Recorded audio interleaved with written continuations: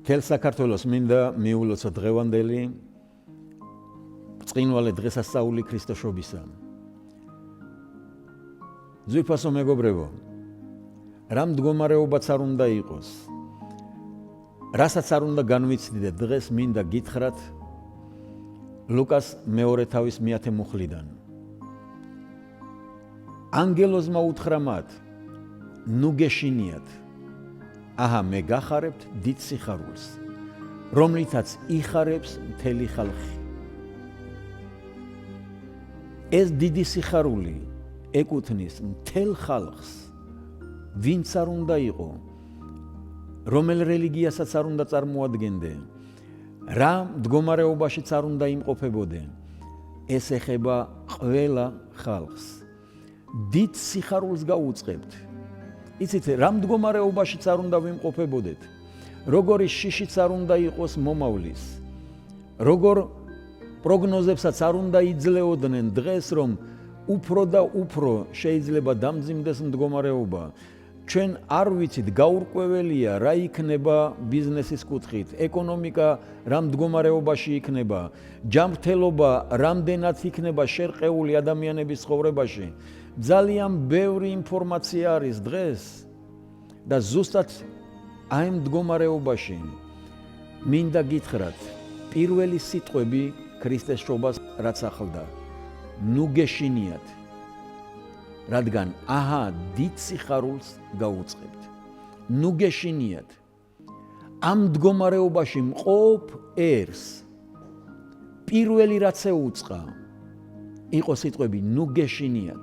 რადგან ისრაელი, როდესაც იესო იშვა, იყო სიბნელეში, იყო კორუფციაში, იყო ჩაგვრაში, ოკუპირებული, ხალხს იმედი აღარ ჰქონდა და ხსნელი მოევლინა ამ მიწას.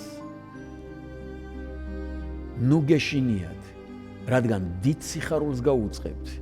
ღმერთი არ შეეგუება ამ მდგომარეობას, ღმერთი შეცვლის ყველაფერს და ეს თითეული ადამიანის გასახარად იქნება. მინდა გითხრათ, რომ ღმერთი არ აპირებს შეგუებას სიბნელესთან, ჩაგვრასთან, კორუფციასთან, უიმედობასთან. ამიტომ ქრისტეშობა ეს არის ყველა ადამიანისათვის იმედის მიმცემი და სასიხარულო მოვლენა. მინდა მივმართო მთელ საქართველოს და ყველა ადამიანს უთხრა, რა მდგომარეობაც არ უნდა იყოს ჩვენს გარშემო და ჩვენს პირად ცხოვრებაში, ნუ გეშინიათ. ქრისტეშობა არის იმედი კაცობრიობისათვის.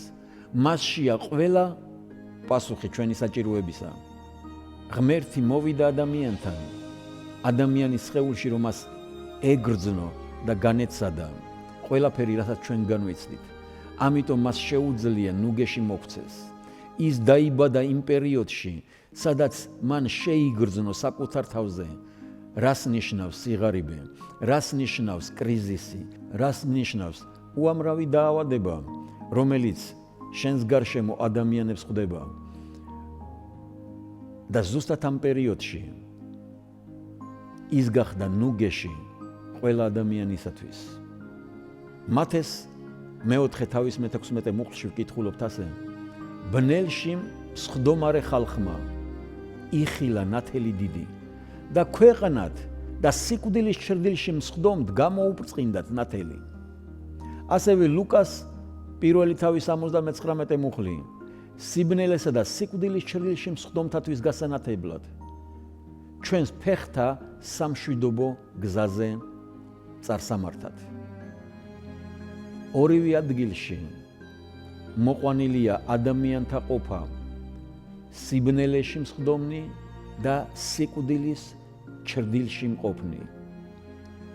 ეს არის დღევანდელი ჩვენი მდგომარეობა შეიძლება ითქვას, რადგან სიკვდილის ჩრდილი თან დაგვდევს ყველგან, სადაც არ უნდა წავიდეთ ჩვენ ყოველდღიურობაში, რადგან არის შიში სიკვდილის და თითქოს ეს ჩრდილი არ გვტოვებს, უკვე თვეებია, წელიწადი ხდება, რაც ადამიანები შიშში ცხოვრობენ იმის გამო, რომ არ დასნეულდნენ ამ ვირუსით და სიცოცხლე არ დაკარგონ.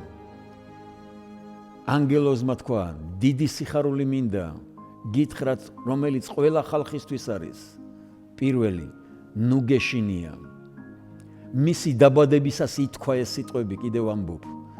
ნუ გეშინია, ამ წვდიათში, როცა იმედი არ ჩანს, სიბნელეში მჯდომნი, ანუ არ არის იმედი, ვერ ვხედავ დასასრულს, როდის მორჩება ეს ყველაფერი, როდის გადაივლის ეს ყველაფერი. უფალი მოგმართავს და გვეუბნება, ნუ გეშინიათ, რადგან ღმერთს უნდა ამ წესრიგის შეცვლა.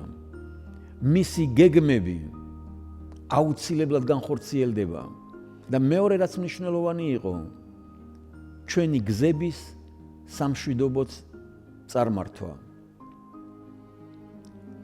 მიქა წინასწარმეტყველი ამბობს 5:5-ში, უფალი იესოზე, ის იქნება ჩვენი მშვიდობა. ის არის ჩვენი მშვიდობა. ის შეცვლის ყველაფერს. მომავალი წელი უკეთესი იქნება. აუცილებლად დამარცხდება ეს სენი. აუცილებლად გამოჩნდება სინათლე. აუცილებლად შეიცვლება ყველაფერი ჩვენ ცხოვრებაში, რადგან დღევანდელი დღე შეხსენება არის, რომ არის სინათლე. ამიტომ არის ბრწყინვალე დღესასწაული, რომ გაჩნდა იმედი თითეული ადამიანისთვის. ეს სასიხარულო უწყება ყველა ადამიანისთვის არის, რომ ყველა მამიწაზე შეძლოს მხიარულება. ჯერ შეიძლება არაფერი შეცვლილა, მაგრამ უფალი ამბობს, ნუ გეშინია. ნუ გეშინია. ყველაფერი შეიცვლება აუცილებლად. როცა შეცვლილია გარემო, მაშინ ადვილია მხიარულება, მაგრამ მოდით ვიმხიარულოთ, მოდით გავიხაროთ, რადგან უფალი დაამშვიდებს ამ მიწას და ყველაფერი სასიკეთოდ შეიცვლება. ბიბლია ასევე გვეუბნება, ვიყოთ ფეხჩაცმული მუდამ მშვიდობის სახარებლად, რომ სადაც წავალთ და სადაც არ უნდა მოვხვდეთ, რა უიმედო მდგომარეობაშიც არ უნდა ვიყოთ, თუ მივალთ ადამიანებთან, რომლებმაც დაკარგეს იმედი, რომლებიც შეშინებულები არიან და არ აქვთ იმედი მომავლისა, შენ როგორც ქრისტიანი იყავი ფეხჩაცმული მუდამ მშვიდობის სახარებლად. მიიტანე მშვიდობა ადამიანებთან, მიიტანე დამშვიდება ადამიანებთან, რადგან გაჩნდა იმედი ყველა ადამიანისთვის, რაც სასიხარულო იქნება ნებისმიერისთვის, რომ დაიბადა მხსნელი, რომელიც გვიხსნის ყველა ბოროტებიდან, რაც შეიძლება ამ მიწაზე იყოს. ჩემო ძვირფასებო, ამიტომ მინდა გითხრათ, რომ ჩვენ ნამდვილად გვაქვს მიზეზი სიხარულისა. გილოცავთ კიდევ ერთხელ ქრისტეშობას, ნუ გეშინიათ და იხარეთ, გაიხარეთ, იმხიარულეთ და ნუ მოიწყენთ ნურც ერთი დღე, რადგან ის თქვენთვის მოვიდა ამ მიწაზე. უფალმა გაკურთხოთ.